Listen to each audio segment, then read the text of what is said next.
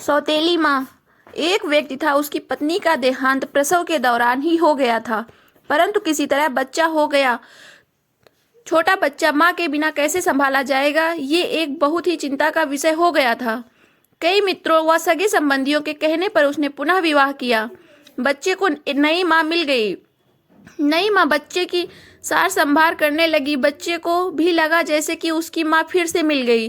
कुछ ही वर्षों में उस युवती को भी एक पुत्र हुआ और उसका ध्यान अपने नए बच्चे पर अधिक रहने लगा।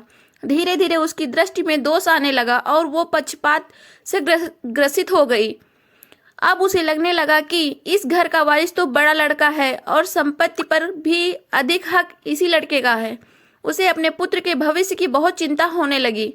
उसने अपने पति को समझा बुझा के राजी किया और बड़े लड़के की पढ़ाई लिखाई सब छुड़वा दी और घर के नौकर को भी हटा दिया तथा सब काम उसी लड़के से कराने लगी। बच्चे के ऊपर बहुत बड़ी विपदा आ पड़ी। वो अभी दूसरी कक्षा में ही था और दुनियादारी कुछ नहीं जानता था। उसे यही लगता था कि माँ ने सही किया होगा। घर का सारा काम करते करते उसका पूरा दिन बीत जाता था। धीरे धीरे माँ ने उसे समझा दिया कि उसका असली कार्य अपने छोटे भाई की सेवा ही है और उसका छोटा भाई भी असली मालिक है। बच्चे ने माँ की आज्ञा मान ली और सदा ही अपने भाई की सेवा संभाल में तत्पर रहने लगा। अब वो बड़े भाई को जरा जरा सी गलती होने पर डांटने मारने भी लगी ताकि उस पर एक भय बना रहे।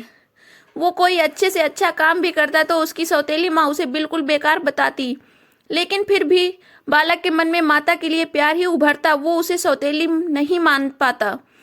उस औरत के घर के पूजा पाठ का जिम्मा भी उसी बच्चे को दे दिया था। अतः उस बालक की बुद्धि धीरे धीरे आध्यात्मिक होने लगी। जैसे जैसे वो बड़ा होने लगा उसे सच्चाई समझ में आने लगी, लेकिन वो अपना सब दुख भगवान से ही कहकर संतोष कर लेता था और उसका सारा दुख समाप्त हो जाता था। पिता से वो बहुत प्रीति करता था और जानता था कि पिता उसकी स्थिति से बहुत दुखित रहते हैं, लेकिन वो उनसे हमेशा माँ की बड़ाई ही करता था।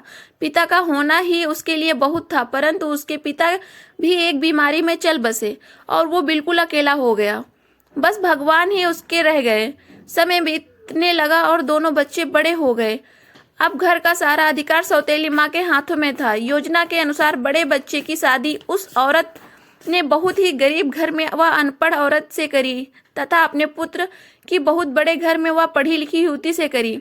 उसने बड़े लड़के को नौकर वाले घर में ही एक घर दे दिया और उसकी पत्नी को भी बता दिया कि उसका असली कार्य मालकिन यानी छोटी बहू की सेवा करना ही है। छोटे लड़के के लिए उसने बहुत बड़ा महल बनवाया और स्वयं उसी में उन्हीं के साथ निवास करने लगी। बड़ा लड़का खुशी से अपना जीवन व्यतीत करने लगा और पत्नी के साथ माँ व छोटे भाई के परिवार की सेवा करने लगा। छोटे लड़के की स्त्री को उसकी माँ बहुत अखरती थी। उसे लगता था कि मालकिन उसे होना चाहिए। अब सास बीमार भी रहती थी और साथ में रहने के कारण रात बिरात सेवा उस छोटी बहू को ही करनी पड़ती थी, जो उसे बिल्कुल नापसंद था। एक दिन पता चला कि सास को छूत की बीमारी हो गई है। ये जानकर तो छोटी बहू और दूर दूर रहने लगी। उसकी आंखों में सांस खटकने लगी। उसने अपने पति से कह दिया कि इस घर में या तो वो रहेगी या उसकी माँ। छोटे लड़के पर अपनी पत्नी का जादू चढ़ा हुआ था। उसने अपनी ही माँ को घर से बाहर निकाल दिया और उसे वही नौकरों के घर में रहने को कह दिया।